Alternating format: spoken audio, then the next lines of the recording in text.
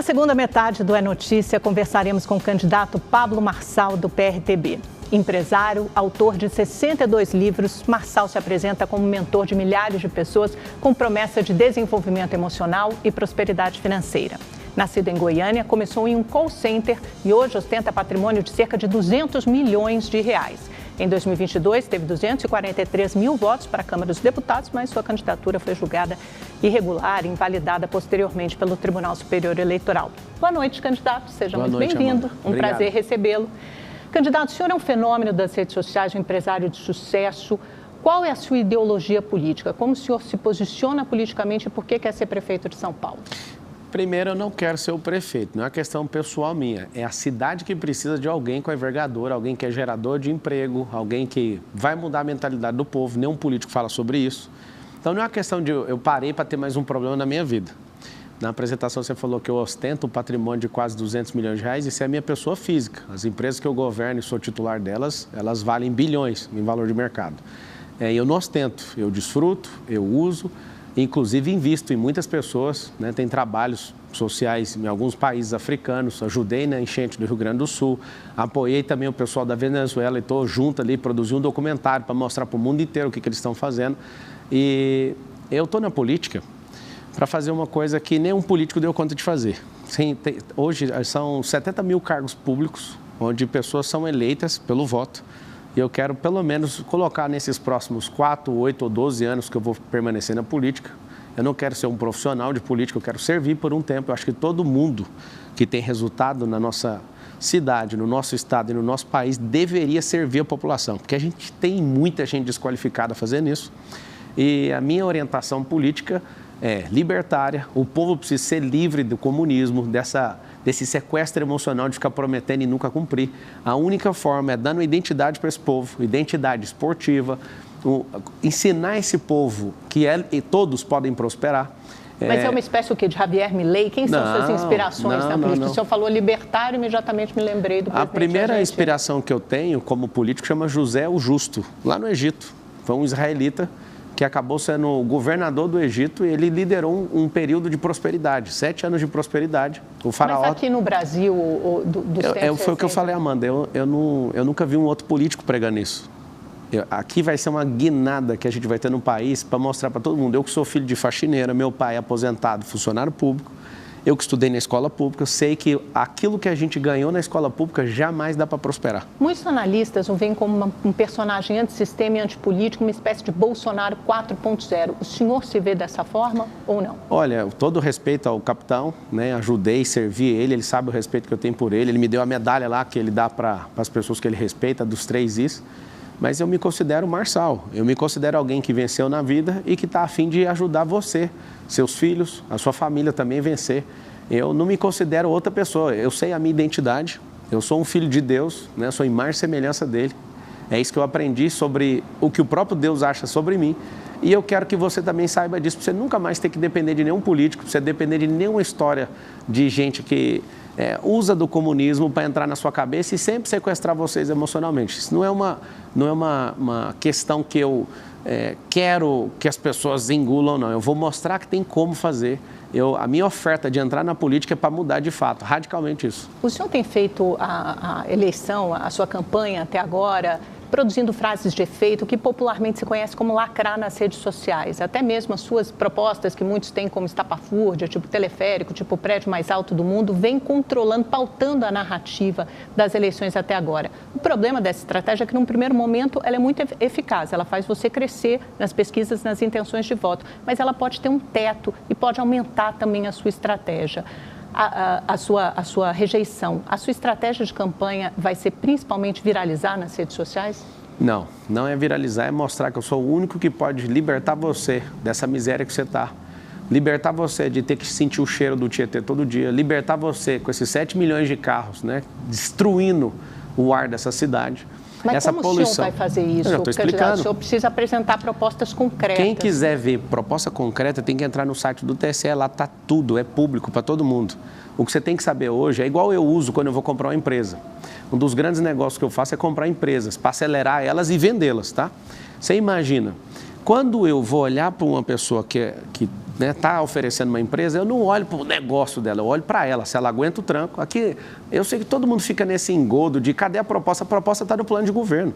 Todas as vezes que você começa a falar, ninguém está interessado nisso. As pessoas estão interessadas se a pessoa é resistente, se ela aguenta tranco, se ela é honesta, se ela vai de fato ajudar as pessoas. E eu já faço isso na vida pública, imagina com o nosso dinheiro. Com o meu dinheiro eu já faço, imagina com o nosso. A pesquisa Datafolha mostra, mais recente, agora mostra que o senhor tem 20% de intenção de votos entre os homens, mas apenas 8% entre as mulheres. E essa rejeição aumenta muitas vezes por causa desse seu jeito mais agressivo. Como é que o senhor vai fazer para conquistar o eleitorado feminino? Converso com a minha esposa. Eu só tive uma namorada e casei com ela e sou homem de uma mulher só. Pergunta a forma que eu trato ela, pergunta para minha filha de 3 anos como que eu honro ela, pergunta para minha mãe, que eu ajudei a aposentar minha mãe, que era faxineira, pergunta para minha irmã, que foi abandonada por um canalha e eu tive que ajudar, pergunta para minha sobrinha, que eu também ajudo, pergunta para todas as mulheres que estão em volta de mim. Pesquisa é uma coisa que políticos gastam milhões de reais para manipular a sua ideia. Você não é gado, você não tem que ficar norteado por pesquisa. Se você for no estádio de futebol, Amanda, você vai chegar no estádio de futebol, vai perguntar para Flamengo e São Paulo. Sou São Paulino. Fui assistir esse jogo. São Paulo ganhou do Flamengo de 1-0. Pergunta para... Pesquisa. Flamenguista, quem vai ganhar? Flamengo? São Paulino, quem vai ganhar? São Paulo.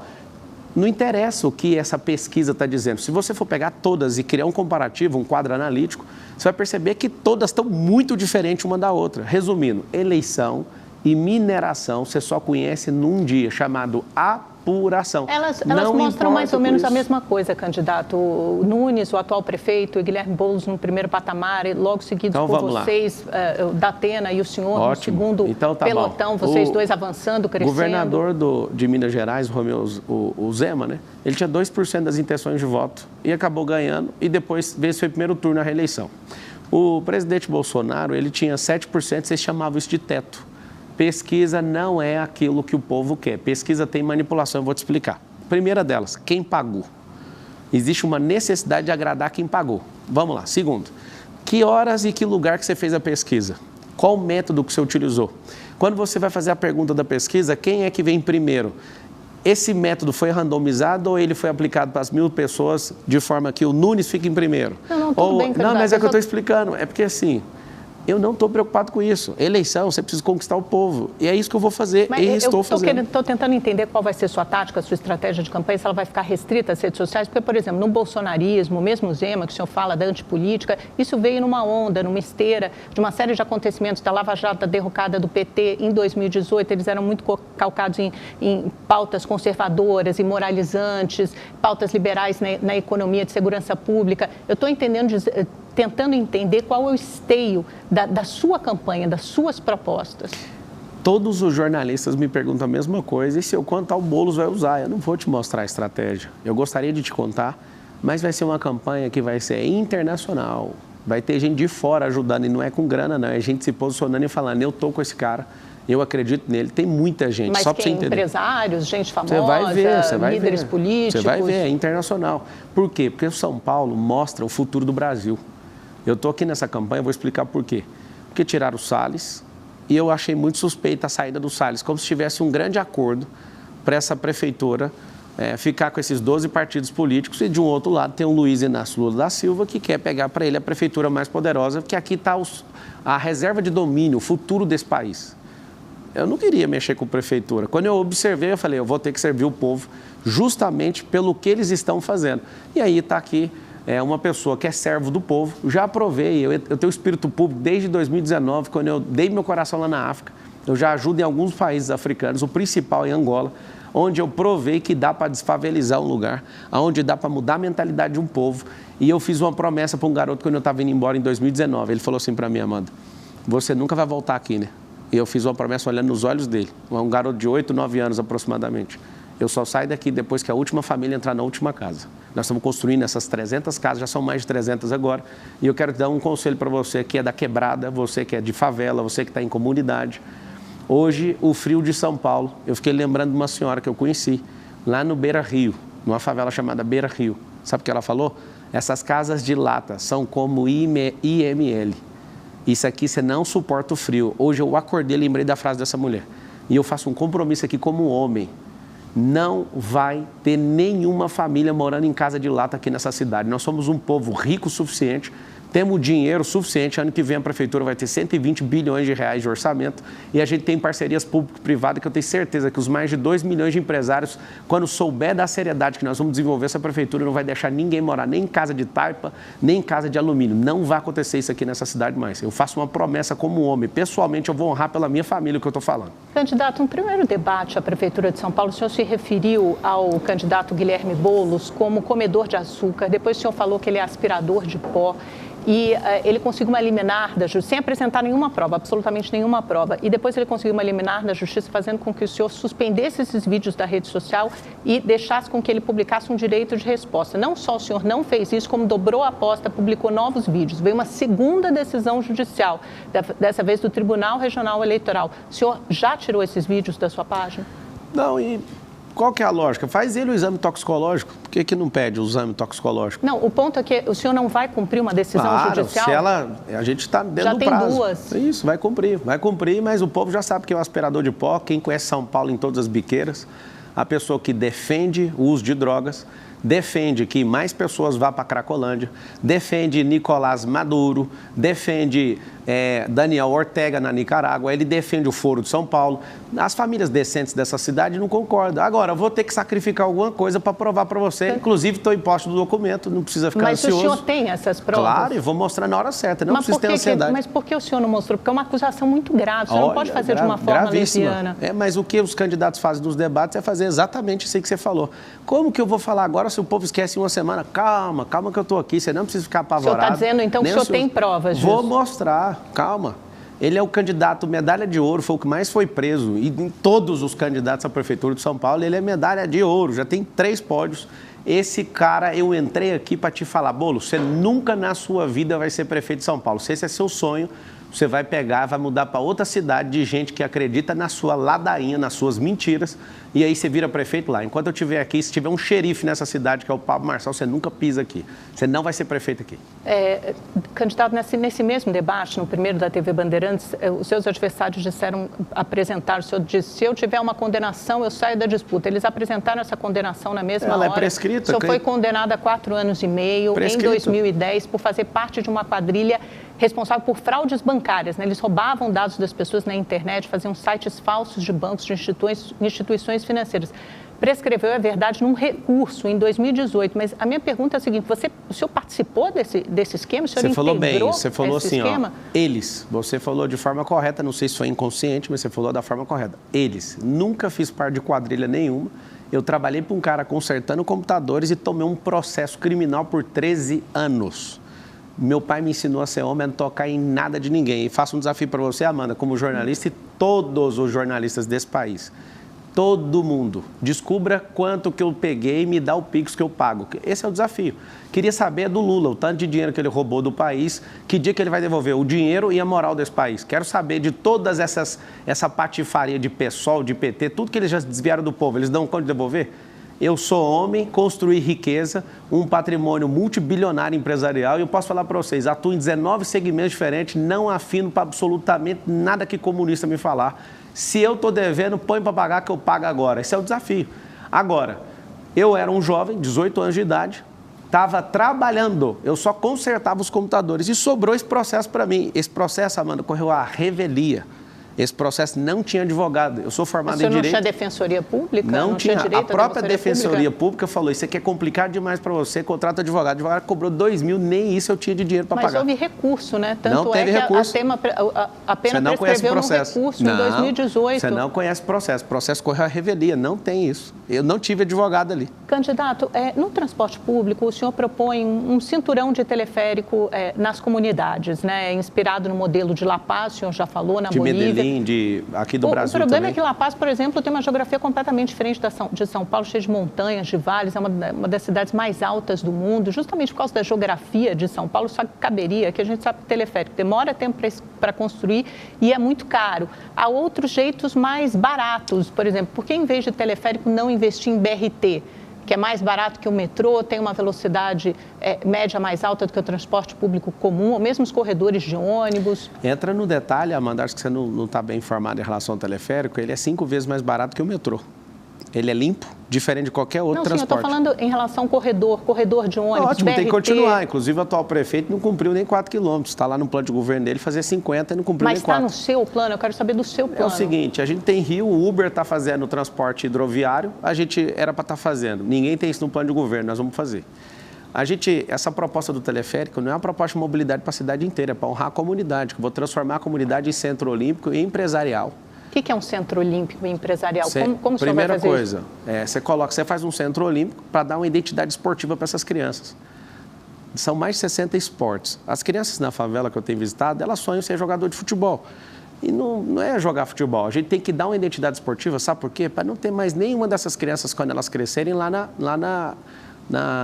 na rua, né? Porque tem 80 mil pessoas em situação de rua hoje. Você pode achar tudo o que você quiser hoje na Cracolândia, mas você não acha esportista lá. Eu fui atrás disso. O esporte molda caráter e nós vamos fazer isso com a escola pública de São Paulo. Todo mundo vai ter uma identidade esportiva e nós vamos investir nisso. Sabe por quê? Porque vai diminuir despesa em saúde. Quando você investe em educação e dá uma identidade esportiva, você vai diminuir depois a despesa em segurança. E aí esse teleférico é para honrar esse povo. Isso não é a solução de transporte. A solução de transporte mais inteligente que existe é levar centros de empreendedorismo para a favela. Eu quero criar ali centro gastronômico, hoteleiro, turístico. Esse teleférico é o transporte mais seguro do mundo. É um elevador na horizontal e ele não para você ter uma noção. Com a geografia de São Paulo, isso dá certo? Não tem problema, tem vários morros aqui em São Paulo. São Paulo também tem a geografia aqui não é o Chapadão. Essas comunidades, elas não precisam antes de saneamento básico, de urbanização, de regularização fundiária. Essas pessoas de habitações menos precárias, né? Porque como o senhor falou, mora em casa de lata, mora em casa de palafita. E a gente tem dinheiro para isso, a gente vai fazer isso. O negócio é que ninguém quer investir em você, eu quero que você me assista aqui, vou falar algo para você. Ninguém quer investir em vocês porque vocês são massa de manobra. Tem 2,5 milhões de pessoas que são tratadas, principalmente pela esquerda, como massa de manobra, para vocês ficarem. Toda vez que você ouvir o termo favela, favela é ausência de governo. Comunidade, que é um plano nosso que chama Comunidade Forte, vai ser reestabelecida. Nós vamos reurbanizar e vamos investir. Só que eu vou contar um segredo para vocês.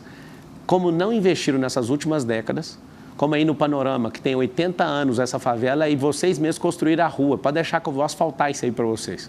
Aí na Vila União, na Quebrada aí, onde é a Zona Leste, próximo ao Itaquerão, vocês estão precisando de poste de energia, só que precisa fazer a guia. Pode deixar comigo, eu vou pessoalmente aí fazer. Eu prometi e vou fazer.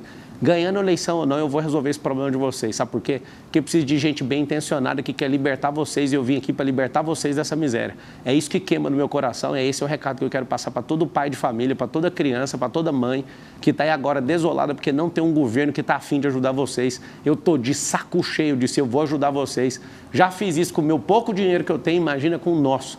Vou investir primeiro em gente, para depois falar qualquer outra coisa. Nós vamos abençoar vocês, mesmo todo mundo criticando e zoando, nós vamos ajudar vocês. Na segurança pública, candidato, o senhor mencionou uma ideia de espalhar câmeras pela cidade para detectar comportamentos suspeitos, o que o senhor chamou de pré-crime, depois drones que sairiam de cima de prédio.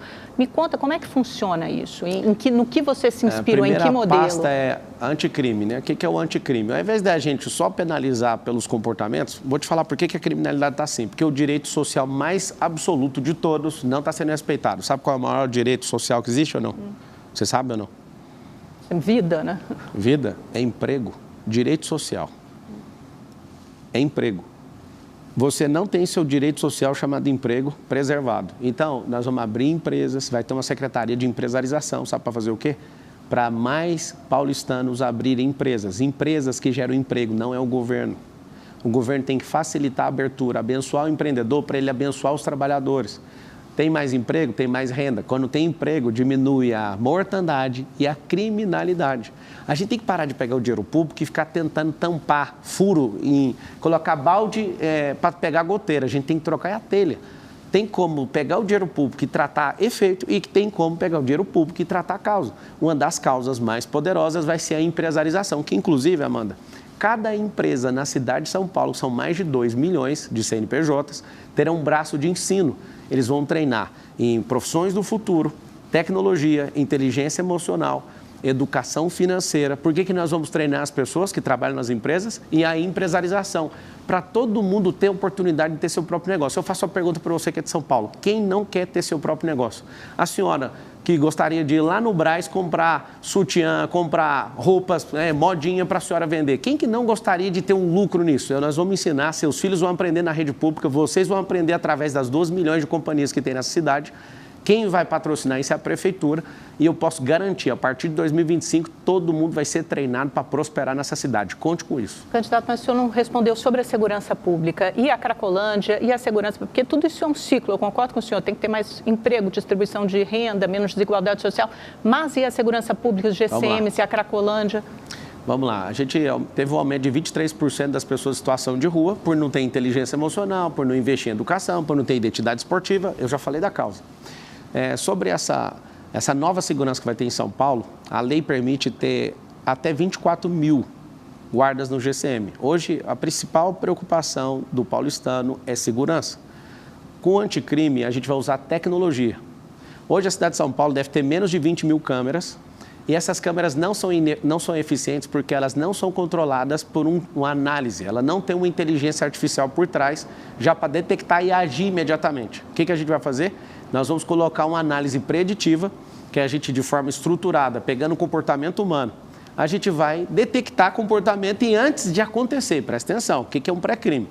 Antes de acontecer, nós vamos usando tecnologia para essa pessoa. Que exemplo de um comportamento suspeito, por exemplo? Por exemplo, a pessoa vai meter a fita, ela tem o mesmo comportamento. Você pega um motoqueiro, ele está de 2, ele fica indo e voltando numa esquina. Aquele comportamento já é suspeito. Não é porque ele veio de tal lugar ou para onde ele está indo. Aquele comportamento, mas na análise... Mas a chance de incorrer em erro é imensa, né? Mas é por isso que ninguém vai prender. É por isso que chama pré-crime. É por isso que a gente vai mostrar que está sendo vigiado. A população de São Paulo vai agradecer, porque para controlar a segurança de 12 milhões de pessoas, a gente precisaria, sabe de quê? De 100 mil guardas. Só que a gente tem tecnologia para isso.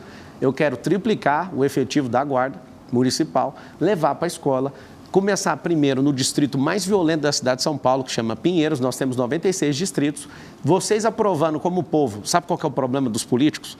Eles querem implantar ideias que custam bilhões. Eles não querem rodar testes primeiro para a população aprovar e falar, isso aqui é o que a gente quer na cidade inteira, para depois rodar esses contratos multibilionários. Depois nós vamos colocar nos outros distritos até chegar aí no seu bairro. O que a gente tem que fazer para você entender? Nós precisamos de tecnologia, pelo amor de Deus. A nossa nação vai se tornar uma nação que é escrava da tecnologia. A gente não produz os nossos próprios carros, não produz computador, a gente não tem programador. Em algumas empresas eu tive que contratar programadores de outras nações, porque não acha aqui. Ninguém tem esse sonho aqui, a gente não treinou o nosso povo para isso.